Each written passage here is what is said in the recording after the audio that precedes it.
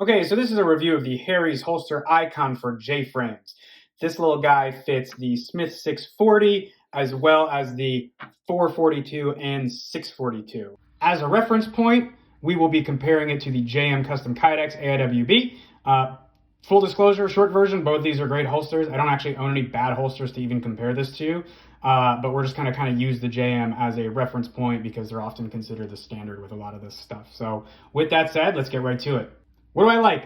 This thing fits both of the J-frames, which is obviously really cool. So does the JM. One thing I've definitely noticed is that with the 640, you may have to kind of run it like a little bit looser to get your retention correct, because the 640 is actually a little thicker than the 642, right? JM holsters exactly the same way. These guns aren't exactly the same in thickness, so you just adjust your retention so that way it's not loose.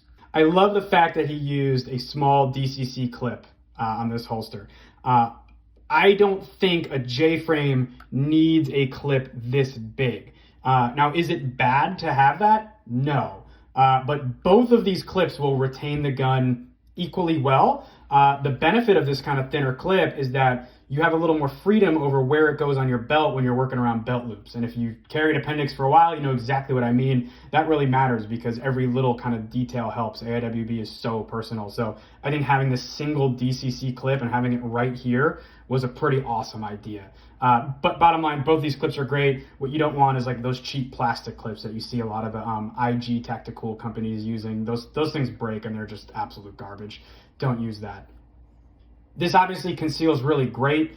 J-frames in general are pretty easy to conceal. So when it comes to holsters, you're really looking for comfort and quality. Both of these have that, but I'm going to go ahead and demo this right now. So here we have the Harry's holster with the Smith 640 in it.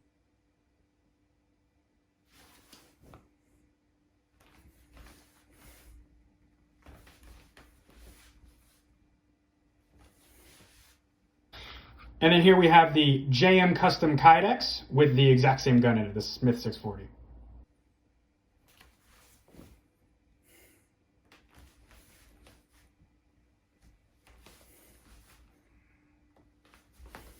So what are the main differences? I did notice that the Harry's holster seems to use a slightly thinner Kydex.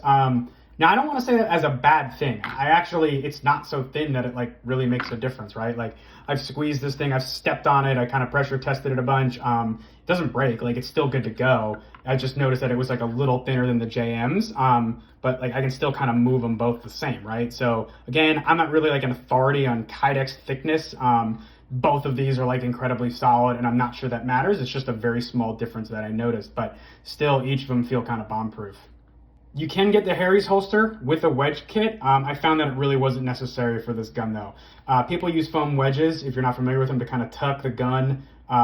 You put it down here and it like tucks the gun up against your body. For some guns, this may be needed, but J-frames are so small that at least in my experience, like I have not needed to use one at all. But you can get one and this wedge kit is pretty solid.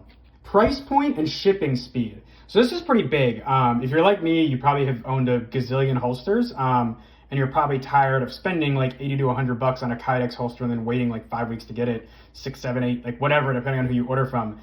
Harry's holsters kind of nailed it in this regard. I mean, this thing is 50 bucks and it's shipped like in 2 days. So I definitely think there's something to be said for that because as long as it's the same quality, which I think it is, that's a pretty good deal, right? Because again, if you've been through the holster gamut like I have, like you understand this stuff adds up, right? And price point matters, shipping speed matters. So I would definitely say major kudos to Harry's holsters on kind of getting the icon down to that price point and shipping this thing out so quickly. Again, I have no idea what these things even cost to make. So maybe the $80 ones cost 70 bucks to make. I have no idea what the margins look like on holsters. I just know that, you know, things add up, costs add up. So getting something for cheaper and getting it quicker is always better. So again, I think the Icon is a pretty incredible holster, especially at the price point and the shipping. This isn't really a versus video. I mean, the JM is awesome too, right? They're kind of the standard for like a lot of stuff. I just think that, you know, you don't hear as much about Harry's holsters, and I kind of think that what you do hear is good. And I kind of think they're kind of becoming almost like this. I don't want to call them like a best kept secret because more and more people are kind of learning about them. But they're becoming a really good brand, like in the holster world, and recommended by a lot of people who know what they're doing. So I would definitely check out the Icon if you're looking for something for the J frame, especially because of this little clip. I mean, this is awesome. All right, so if you guys have any other questions, anything I didn't cover, just go ahead and drop them in the comments, and I will respond as soon as I can. Thanks, y'all.